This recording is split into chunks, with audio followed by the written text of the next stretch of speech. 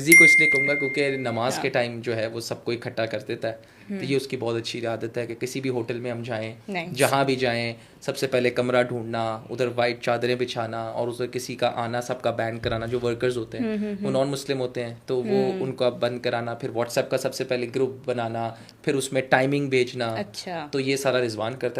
ये जो गैर होने की फीलिंग जब बच्चा जब पैदा होता है उसको आप मौलवी से मिलवाते हैं, मौलवी उसको बताना शुरू करता है कि हम मुसलमान हैं, बाकी अलग हैं, बाकी खराब हैं। ये मानसिकता है, चाहे वो यूके में हो जाए, चाहे वो अमेरिका में हो जाए, उसको सारी दुनिया में अपने में और अलग दूसरे में अलग दिखता है। यही कह रहा था आज आपका इमादुल हक जो बैट्समैन है, वो ये कह रहा था कि जब रिजवान जो है वो होटल में जाता है तो उस होटल में चूंकि वहां नॉन मुस्लिम भी काम कर रहे होते हैं, उनको वो अलग कर देता है, बोलता है इस रूम में मत आओ। देखिए जी, अभी ये क्रिकेट को लर्न कर रहे हैं, अभी ये वाला टॉपिक ये कैसे लर्न करेंगे? एक बार में एक ही लर्न करेंगे, दूसरी बार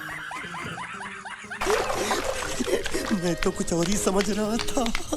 ये फीलिंग इतनी जा चुकी है अंदर कि अब आपकी आर्मी ने कोशिश किया था कि भाई मोदी जी को बुला लो, कटास राज के मंदिर का वो खुलवा लेंगे और कुछ करवा लेंगे और उसके बाद जो है हम 10-15 साल के लिए कश्मीर भूल जाएंगे और उसके बाद अच्छे संबंध शुरू करेंगे, ट्रेड शुरू करेंगे।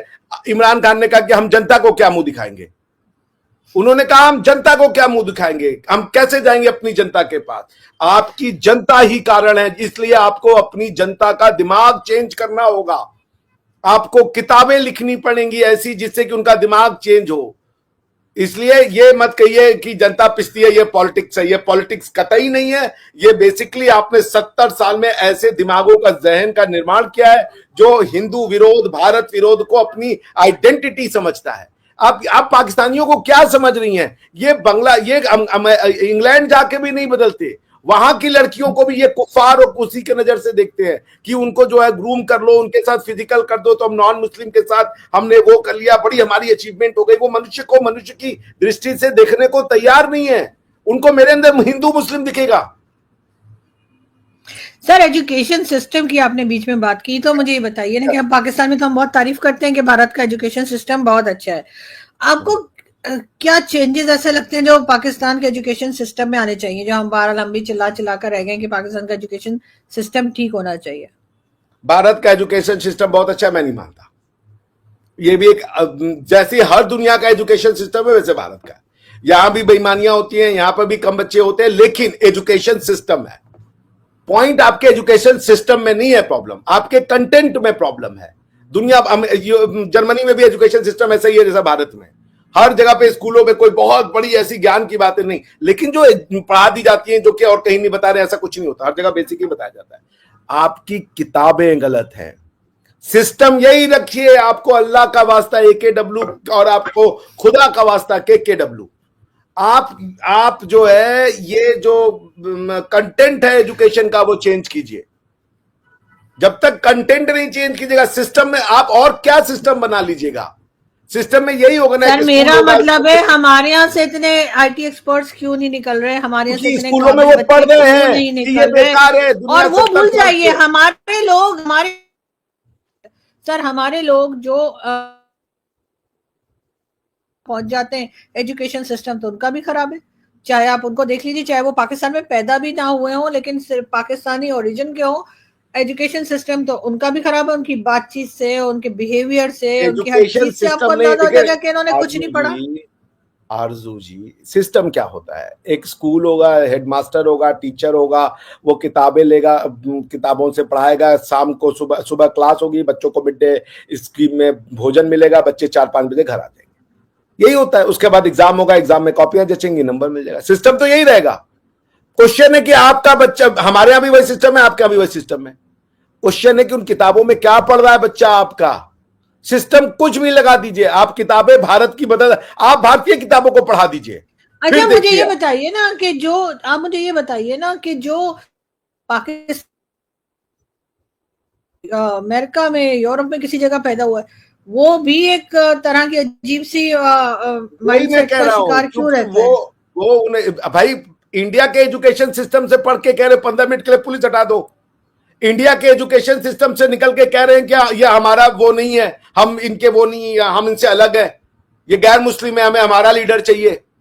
कह रहे गंगा भारत, गंगा भी हमारी, जमुना भी हमारी, सरस्वती भी हमारी, गोदावरी भी हमारी। कह रहे गंगा जमुना दो अलग अलग तहजीबें, मानने को ही नहीं तैयार है। टू नेशन थ्योरी को अब हिंदी में गंगा जमुना तहजीब कहना, या उर्दू में गंगा जमुना तहजीब, या गंगा जमुना सभ्यता कहना शुरू कर दिया। टू नेशन थ्योरी से अलग ही नहीं हो रहे। आप उसको समझिए, आप मेरी बात समझिए, वो बेकार की बात नहीं कर रहा, उसको यही वो अच्छा बात कर रहा था बल्कि इमादुल हक, मगर वो उसके ना सब कॉन्शियस में मुस्लिम गैर मुस्लिम इतना घुस चुका है कि वो मनुष्यता या मानवता को वो अब अपना पैरामीटर नहीं बनाता है किसी बात को करने का। वो दुनिया को मुसलमान और गैर मुसलमान के रूप में, बिकॉज पाकिस्तान को अगर आप ये सिखा देंगे कि हम सब मनुष्य हैं, तो पाकिस्तान का आइडिया ही फेल हो जाएगा। पाकिस्तान का आइडिया एग्जिस्ट ही करता है कि मुसलमान और गैर मुसलमान, जिसको आप टू नेशन थ्योरी कहती है, वो कहते हैं कि हम मुसलमान हैं तो हम एक हैं।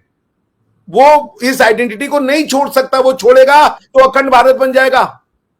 उसकी मजबूरी समझिए उस बेचारे की। वो एक ऐसे इंटेलेक्चुअल उसका शिकार हो चुका है सब कॉन्शियसनेस का, कि उसको हटाने के लिए आपके आप पे इंटेलेक्चुअल्स भी तैयार नहीं है। वो भी यही बातें करते हैं, वो भी मुस्लिम गैर मुस्लिम से दुनिया के वो देखते हैं, वो भी भारत को हिंदू करके देखते हैं, वो भारत के एंशिएंट सिविलाइजेशन को मानने को तैयार नहीं है।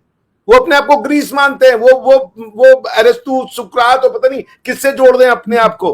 वो कभी याज्ञवल्क्य या मनु या क्या नाम है ब्रह्मा या नारद, इससे नहीं जोड़ते अपने आप को।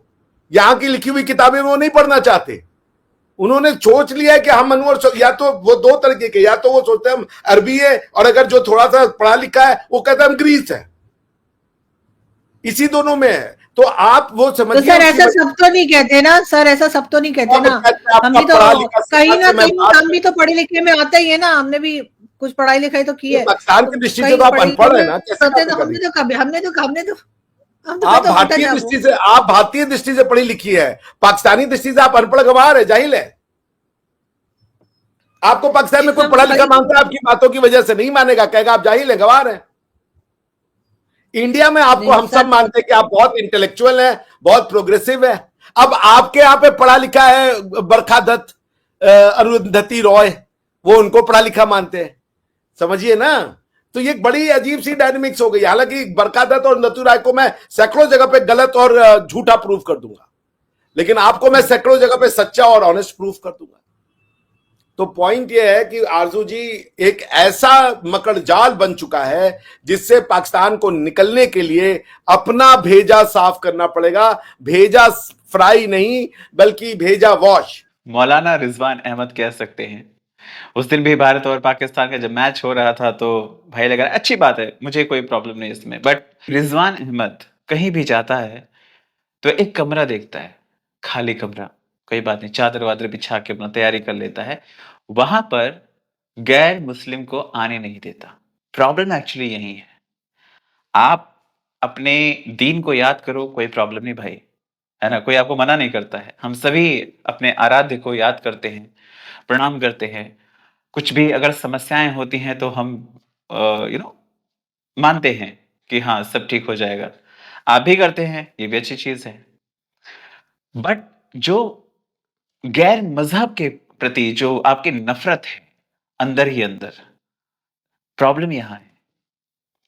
अब आपने कमरा ले लिया, हर एक चीज कर ली, वहां पे गैर मुस्लिम आ नहीं सकता। पहली बात तो गैर मुस्लिम करने क्या चाहेगा, बट आपने ये लाइन जोड़ी है, इसके मायने जब आपने ये लाइन जोड़ दी, मतलब उनको पहले से बोल दिया जाता भाई साहब तुम गैर मुस्लिम हो, यहां आने की जरूरत नहीं है। स्ट्रिक्ट एक नोट दे दिया जाता है उनको।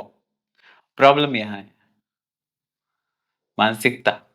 इस मानसिकता को बदलने की जरूरत है। समझ रहे हैं, आपके क्रिकेट के अंदर ये चीज घुस गई है।